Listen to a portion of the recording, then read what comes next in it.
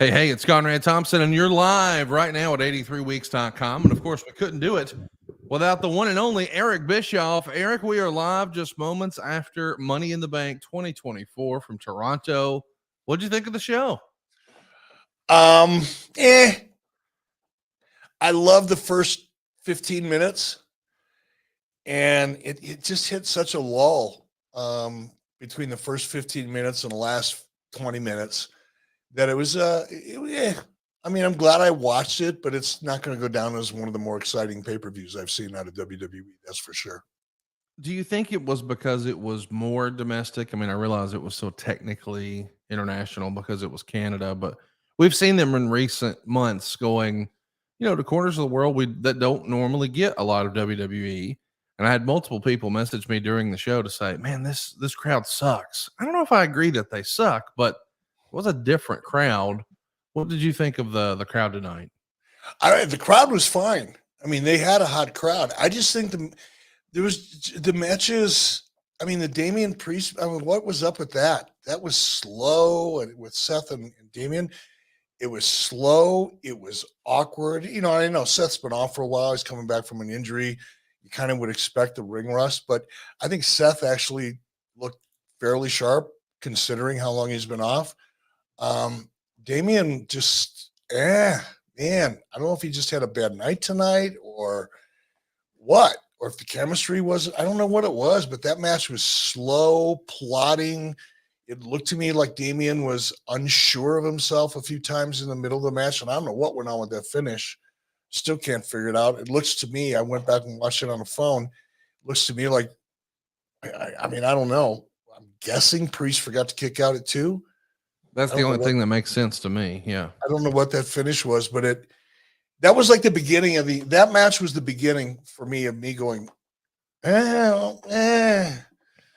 think I'm going to go cook a steak. It's the women's match, the Money in the Bank match. Not a stellar night. If I had to sum it up, like a couple short words, it would be 10 pounds of shit in a 5-pound bag. It was just too much, too many spots. It's like the women's match, the Money in the Bank match, they're trying so hard to kind of live up to kind of the level or whatever that the men's Money in the Bank match, because that was, it was pretty interesting. I mean, there were some great spots in there, believable spots, not just spots for the sake of a spot. There's some really good stuff in there, very innovative stuff. I think Chad Gable deserves some kind of an award, whatever they give. Just give him 2. Give him a Nobel Peace Prize. They're not worth shit anyway, so just give him some of those. He deserves some real accolades. I think he did a great job. Really excited him. Braun Breaker, excited as hell about him, except for that gimmick. What the, come on. That was crazy. I was sitting next to Parat Sandrazian, who is a journalist. Yes, we actually have journalists that I was watching a show with tonight from Australia, but he was born and raised in India. And he's one of the most well-known cricket journalists in the world. And by the way, cricket's kind of a big damn deal. I'm learning a lot about cricket this weekend. But, his gimmick, Parat's gimmick is he just like dresses like a rodeo clown. He dresses like Seth Rollins, actually. Very, very flamboyant, very colorful and all that. And Parat said, he looks like he's wearing something under my wardrobe. Busting me up. But the match was great. Braun is so good. He looked great. He looked great losing. That's how good he is. I wish that match too kind of bugged. I don't know. Maybe I'm just feeling a little salty tonight. I think Sammy started selling way too soon.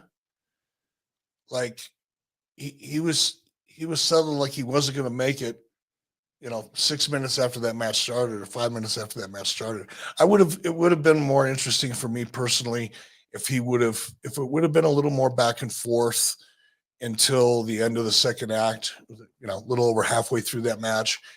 And, then have him selling hard and make us believe it's not going to happen for him and then make that great comeback.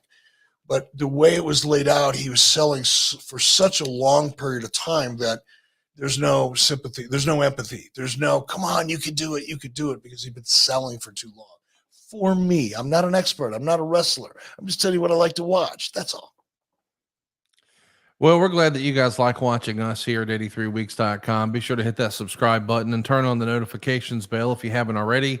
Want to give a shout out to Quincy Charles, who's just signed up. He's a new member. Appreciate you throwing up the 2 sweets your way. Ronaldo Rodriguez says this Money in the Bank was freaking wild and crazy. The 6-man tag team match stole the show, in my opinion.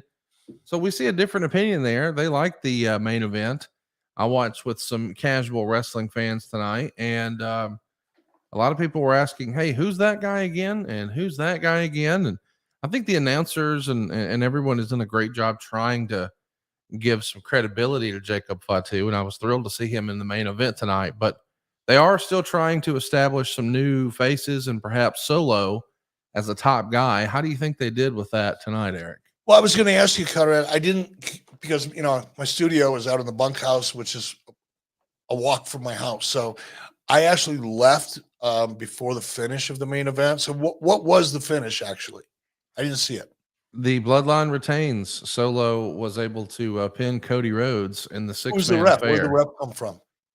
The ref was magically relieved. Yeah, and, see, that's I knew that was going to happen. As soon as I saw that ref take the second bump, I told Bharat and Sid, his friend Sadat, also a journalist from India, from Goa, India. Actually, we've been having so much fun. I've been learning a shit ton. It's fun. I love learning new stuff. But when I saw that referee take the second bump, it's like, okay, he's done. So if they're going to either have to bring out another referee, or we're going to go off without a finish. Because I never thought that they'd try to revive him after that bump. That was a bad choice creatively. Bruce, you listening? That was a bad choice.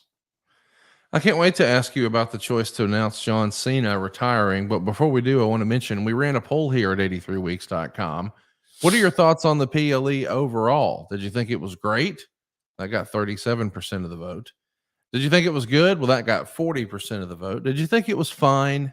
Well, that was 15% of the vote. And coming in at 8%, only 8% were disappointed. Would you think that the show was great, good, fine, or were you disappointed tonight, Eric?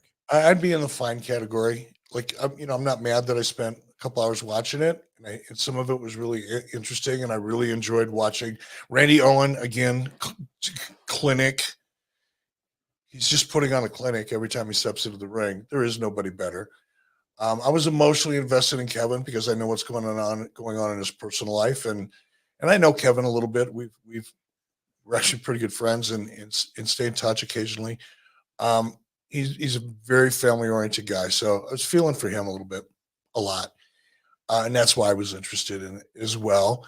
I was interested to see what kind of reaction Cody was going to get, just from my own personal observations. And what else was I interested in going in? That was pretty much it. As far as the things that piqued my interest, but I'm glad I watched it. I'm not angry. I don't feel like I wasted any time. I was entertained by a couple of things. Really, the first 15 minutes of that show were awesome.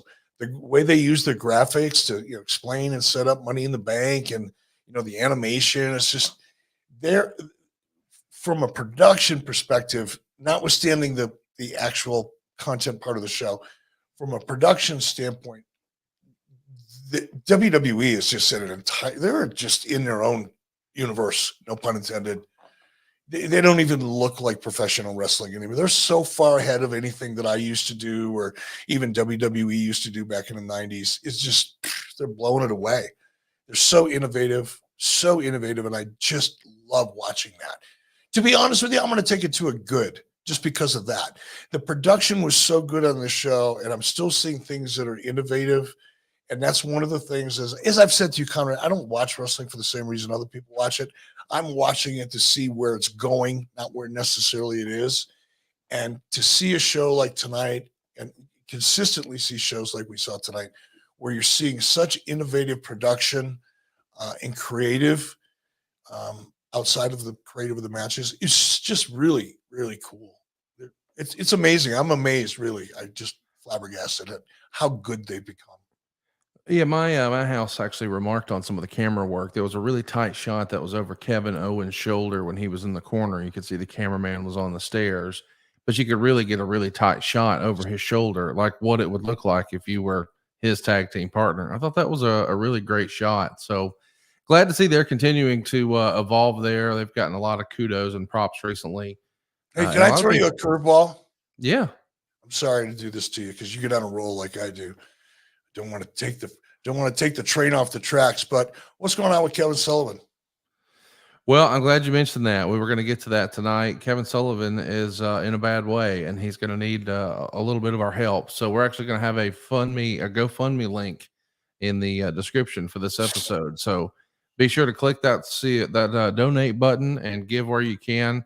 He sure has entertained a lot of people for a long, long time, and And as he's a you've good guy. probably heard from a lot of these folks who we've done podcasts with over the years, there's not exactly the typical retirement plan for professional wrestling. So all those benefits and things like that, those costs just continue to pile up. And well, he needs a little help right now. So we're glad to lend a little support. He's a family member of what we're doing over at adfreeshows.com. And we're just glad to have him on the team and glad to know him. And if you've ever had a chance to meet him at a meet and greet or a convention or something like that, I'm sure you had a great experience too. Let's come through for the Taskmaster because he's come through for us. Let me throw one more at you. Super Dave, can you get there you go. See that picture behind me? I do. That's a one of a kind. It's an oil painting. It's been hanging in my office now for, I don't know, 6 months. People have seen it all over the world. And we're going to put it up for auction with the proceeds going to Kevin. How about that? I love that. So we're starting that right now. Boom. I don't know. Shout out to Kevin Sullivan. We'll figure out all the logistics of it because we'll be promoting this now because I want to raise some money here, folks. Kevin's a good dude, so we're going to raise some money. We'll give you the logistics and all the information, and we'll just send him a big fat freaking check. How's that? I ain't mad at that. Roll Tide on that. Throw one up for the Taskmaster tonight.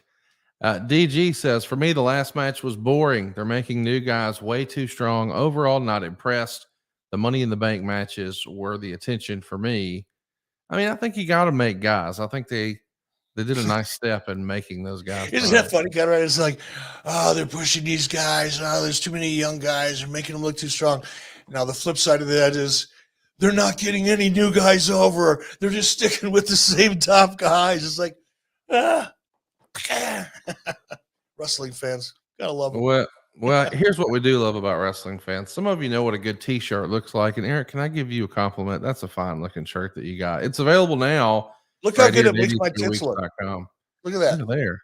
That's the real easy E right there. That's going to be a GIF on Twitter by the time I wake up in the morning. Michael Stutler says, good evening, Eric and Conrad. Did you feel the matches were overbooked? It seems like there were more missed spots than usual for a WWE show. I don't know about missed spots, but I did feel like during the main event, and at least in the household I was watching in, everyone was like, we're kind of waiting for something else to happen. And then it never did. And I think we all saw that something was off in the Damian Priest finish. Did you think there were a lot of missed spots? Well, I again, I was watching it with friends, so I don't usually point out things like that when I'm just watching by myself, but especially in a women's match, that was way overbooked. It's kind of what I said about the 10 pounds of shit in a 5-pound bag. Yeah. Just so overbooked. Come on in, guys. Just too much, and too much that the women weren't necessarily all that great at. Like, how are you going to get great at that? What are you going to do it once a year, twice a year? It's kind of hard to get your reps in matches like that. Come on in. We're going to have Bharat and Sid jump into frame here just to say hello. But you can pull up a chair. Say hello to the team. Well, all right. How's it going? We got Sid in the back. They're here. Listen, they came all the way. Now, Siddharth lives in Goa, which is in the southern part of India. He's a cricket journalist. And Bharat lives in, I got that right that time. Yeah, you did. We've been working on that. Lives in Adelaide, Australia, but originally from India. And they both travel all over the world covering cricket. and they were in Barbados for the World Cup. Here, why don't you tell them? Oh, yeah, we were in. Hey, Conrad, good to see you. Hey, buddy, good to see you. Yeah, and so we were in Barbados, like we were all around the Caribbean, and then we had planned to come to Cody and spend 4th of July with Eric, and then the hurricane hit, and then we were stuck in Barbados for a couple of days. So our flights got canceled, and we said we have to make it, and we booked one flight, which went through the Cayman Islands, and guess what? Who also came to the Cayman Islands? The hurricane. And Oh, wow. and we were stuck at the Cayman Islands airport for 14 hours, just waiting. And it was so dramatic, Conrad. Our flight took off at 5:30 p.m. 6 p.m. the airport was shut, so we could well have. Wow. It could have been the repeat of The Terminal, the movie. So What did you think overall of it was 9 out of 10 for me after the first two really? matches, Conrad. I thought the first two matches, the intro was. I mean, like WWE are making movies these days, right? It's like they're no longer producing wrestling; it's like they're producing movies. And I was mind blown by the first two matches, and I was hooked. I wanted to watch every bit of it. Just Chad Gable walking out and just looking over his shoulder. All the little intricacies were great. And then it almost felt like Trish Stratus. I don't know what she contributed to the show. It just felt flat every time she was on camera. I felt the same way. We talked about it. It was like, I don't think Trish is used to being a host.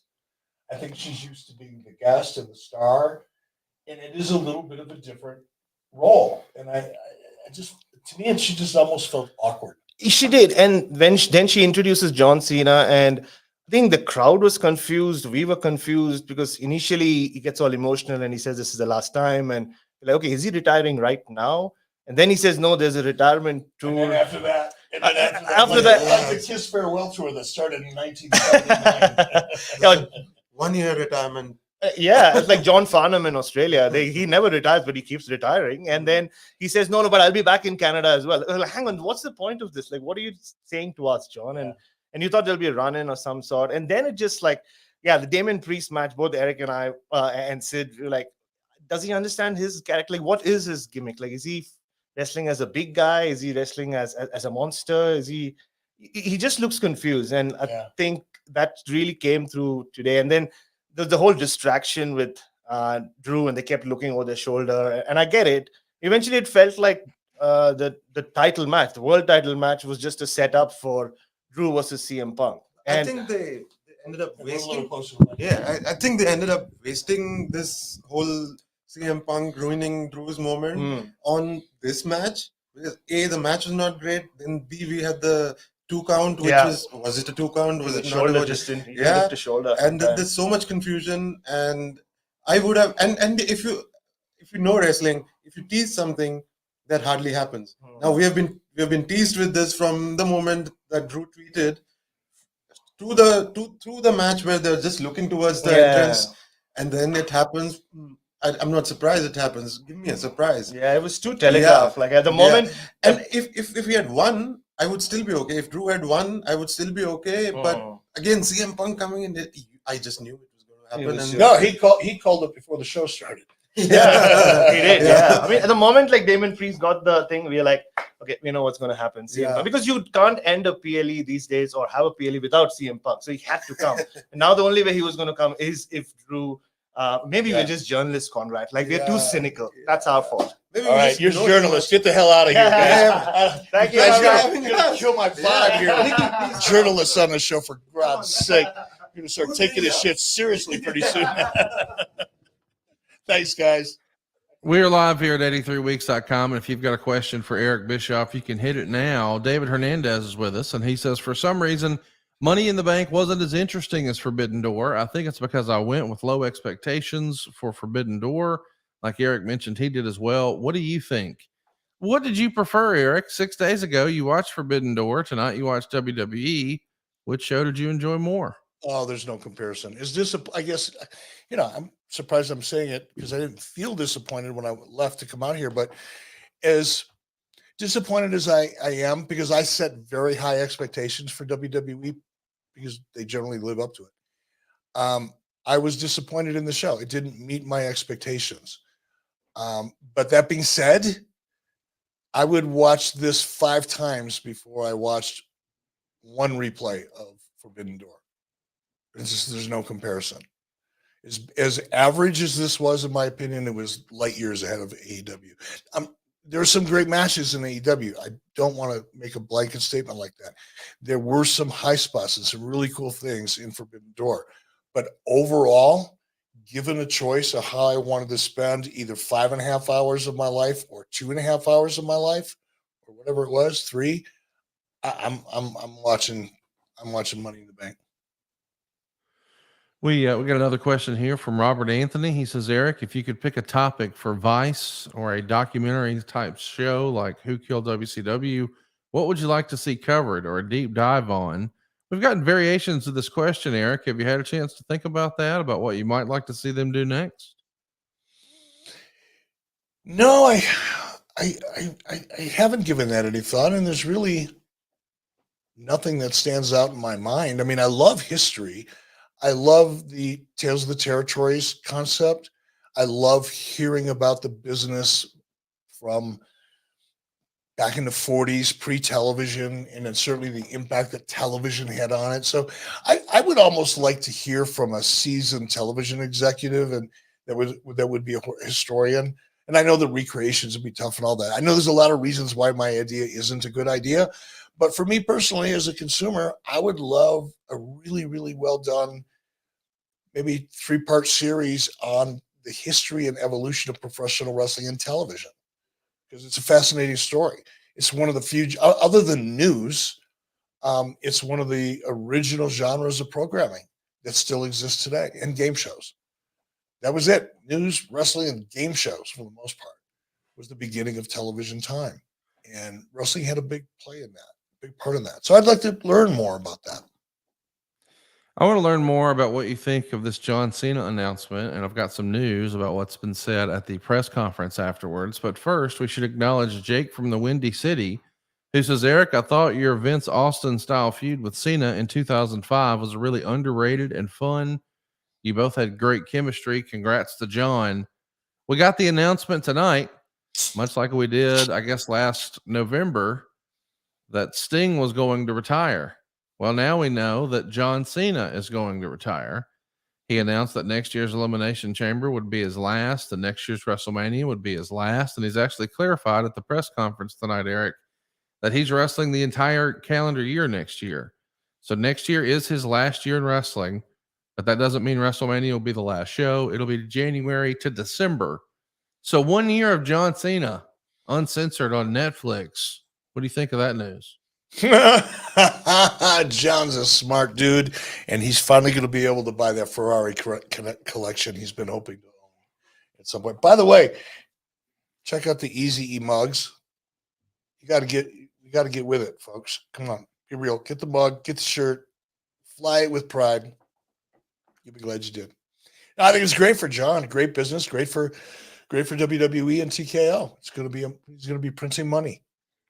You know, especially, you know, you're announcing it a year in advance. You've got all these events between now and then. Every one of them is going to be special.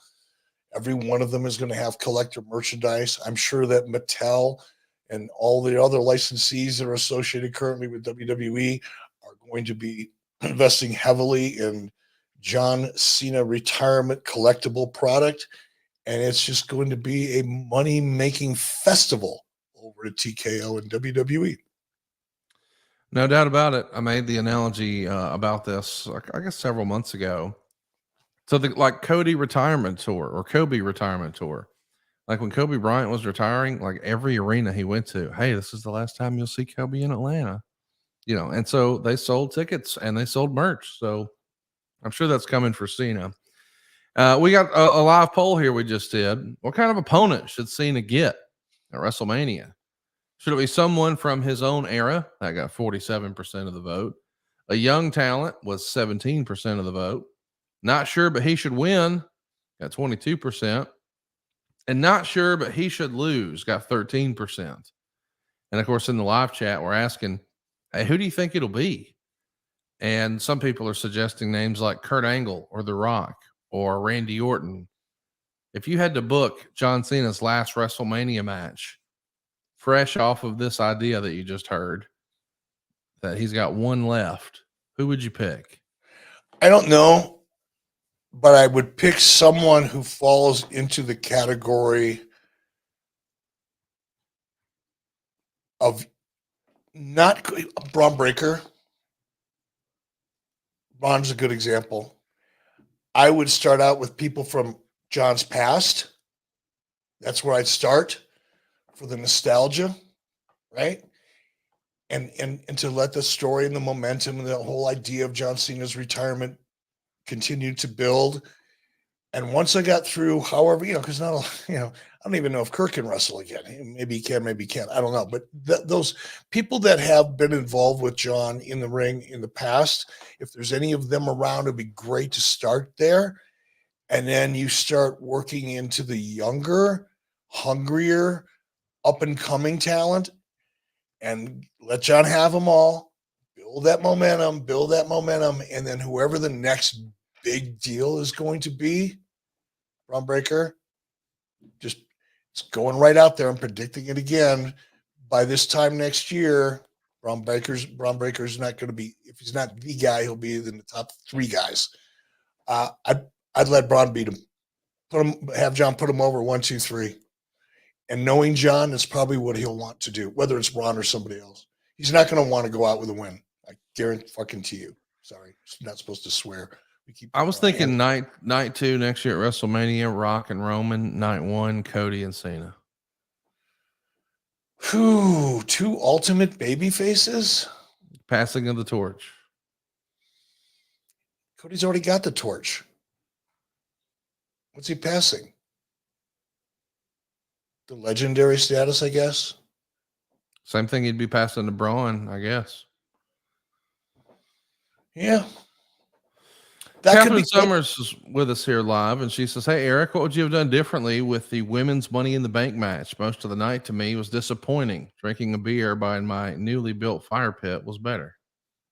Well, first of all, drinking a beer next to a newly built fire pit is better than most things in life. So careful how we judge here. Here's what I would do with the women's match if I would have been producing it. I would take out about a third of the spots, and then it probably would have flowed better.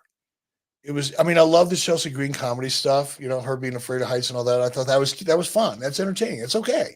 Not everything has to be deadly serious. And I thought that was great kind of comedic relief in that match. And it made sense. It established it. But there just seemed to be just way too many spots in that match. And they were difficult to execute because it is what it is. That ladder matches are tough. So there were too many spots. They were too difficult and took too much time to set up. It just became awkward feeling. And then the execution, once they were being set up, was less than stellar. We talked about about botched spots. There was 2 back-to-back in that women's match. I can't isolate the spot exactly, but it was when the ladder's in a corner and somebody was bumping somebody on the table and they missed the ladder the first time, and one of them hit their head on the edge of the ladder. It's just too clunky. Yeah, clunky is a good word. Talk to me a little bit about this John Cena opportunity, because the more I think about this, the more I want to circle back to, oh yeah, he's a 16-time world champion. So there's probably a story to be told that if he wins one more title, then in theory, he's won more world titles and he's the most decorated world champion in wrestling history. I could see them wanting to make that part of the story. I guess the question would be, would you use that to establish the new Raw belt, or would you use that for the big belt that Cody has? Ooh, you're asking tough questions. I'm a nostalgia guy, so I'm going to go with the big gold belt. Yeah, we need at least one belt that has a relatively unbroken lineage in the professional wrestling industry, and that's what the big gold belt is. So I would pour my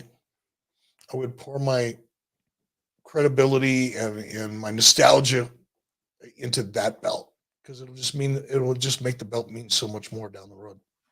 if they were to go that way, the quest for John Cena's I mean, because he said one last time or whatever the word he used last was. It makes me think, hey, they might try to do that. Like, hey, here's my motivation to win this year's Royal Rumble. Hey, here's my motivation to win the Elimination Chamber. I mean, if that's really the direction we're going to go, and he could still win it at WrestleMania and it not be obvious that, okay, he's going to win it, but turn around and drop it because he's going back to Hollywood, especially if he's already planted the seed. Oh, no, I'm here through next December. Mhm. I could see it, Eric. Yeah, and it would be a fun build. And that's what I love about, a long-term plan like that is it makes it so much easier. Okay, you know what the end date is. It's not ambiguous. It's not like maybe December, maybe February. We'll kind of figure it out as we go. That's always a setup for failure. But when you know when it's going to end, then you just got to figure out, okay, how do I want it to end? Is John going over or is John passing the torch? Okay, he's passing the torch. Who's going to pass the torch to? And that's where it gets a little more complicated or just trickier because you've got more things to consider. But that would be a fun. I'd just love to be a fly on the wall and watch that build. It would be fun to watch. Be a part of history, really. I mean, think about the hype videos you could get just comparing and contrasting all the guys who've held it 14 times and 15 times, and then 16 it's just him and Flair. That could be cool. And then We'll you see could what get, they do. you could get some comments. I'm not suggesting get Rick out there in a ring or do anything silly like that. I hope I don't see Rick in the ring in an active role again because I think his status as an icon and as a legend is such that the closer he gets to doing anything physical in the ring, the harder it is to really embrace him as that icon that he is. Nobody wants to see Babe Ruth go out there and try to swing a bat, right? Whatever. It's a bad analogy, but you know what I mean. I'd like to see Rick kind of in that throne that he should be in and being recognized as such, but getting some comments from Rick about what it's meant to him to be a 16-time champion and get his take on John Cena and John Cena's impact on the wrestling business and contrast that with Ric Flair's, experience and impact on the wrestling business. Those are the kind of stories that really freaking matter to people. Those are the kinds of stories that people get sucked into, like the Jeff Jarrett story and talking about Owen Hart. That's another perfect freaking example. It's a perfect example of the kind of storytelling that exists right under your nose. And if you just embrace it and maximize it, because so much of it is real. Yes, you're going to weave some fiction into the framework of the story because the story is going to build over time and all that. And it has a purpose. But 75% of it's going to be real. And that part of it is what touches people's hearts. That portion of the brain that registers emotion fires up. It gets all excited and starts sending messages to the frontal cortex because that's where your memories are, right? They're all stored in the frontal cortex, the front part of your brain. Your amygdala down here at the base of your spine, that's what processes and sends emotional signals to the rest of your brain. That's how this works. And if you don't hit emotion, if you don't trigger that amygdala and get those electrons flowing through your skull and triggering memories and emotions that you remember from similar situations, you don't really connect. You just don't. And it's right there. So I think, yes, tell the John Cena 16-time story. We hear from Ric Flair. We hear from so many other people that worked with John. All of those stories would be, and you know how well, nobody does those types of stories better than WWE. Not the NFL, not Major League Baseball, not Steven Spielberg. Nobody does them better. And it's been that way for a long, long time. And just think of all the great stories you could tell.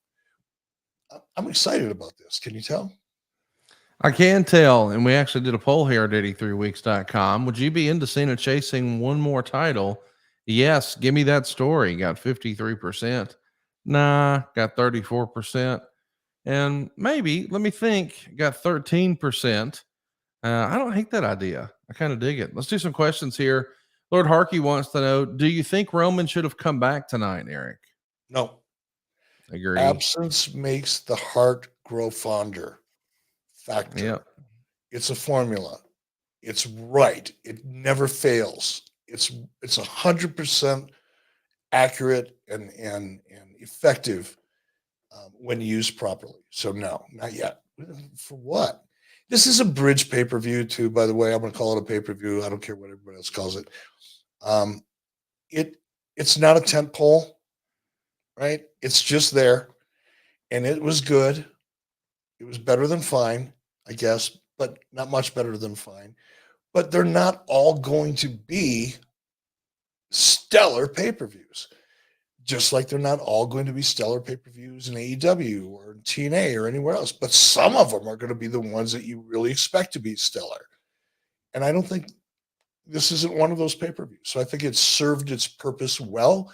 It advanced other stories very well.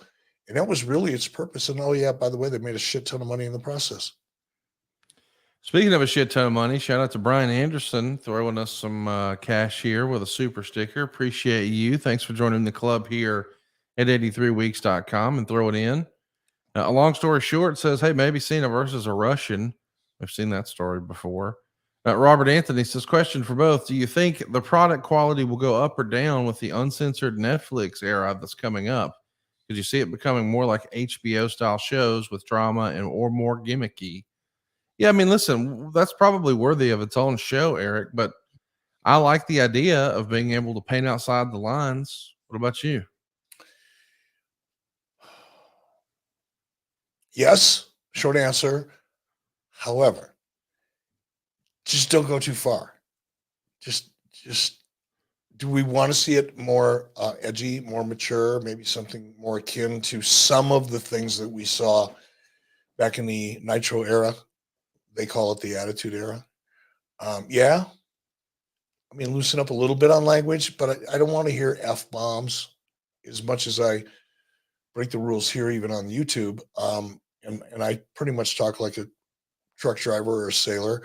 But when it comes to producing television, I'd be careful with that. You don't want to go too far.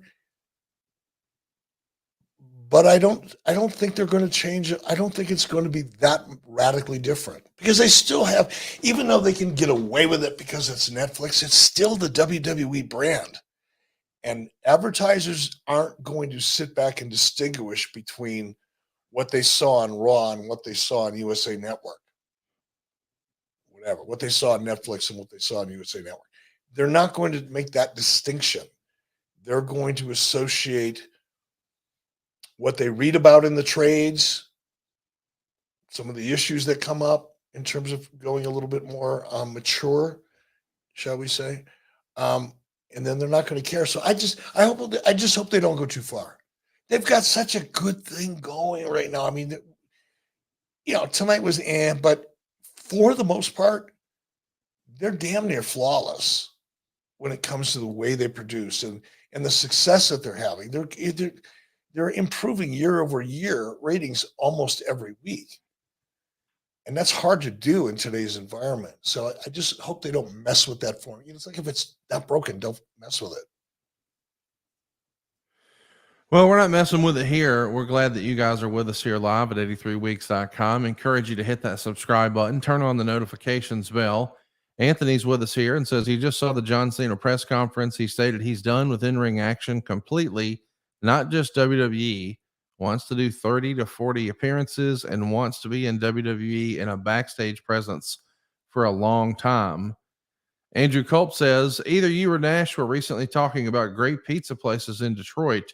Was it you? And do you remember what? I'm going to Detroit in a couple days in September and looking for suggestions. That's your old stomping ground, Eric. You got any pizza suggestions? Cloverleaf Pizza, right around 10 Mile and Gratiot.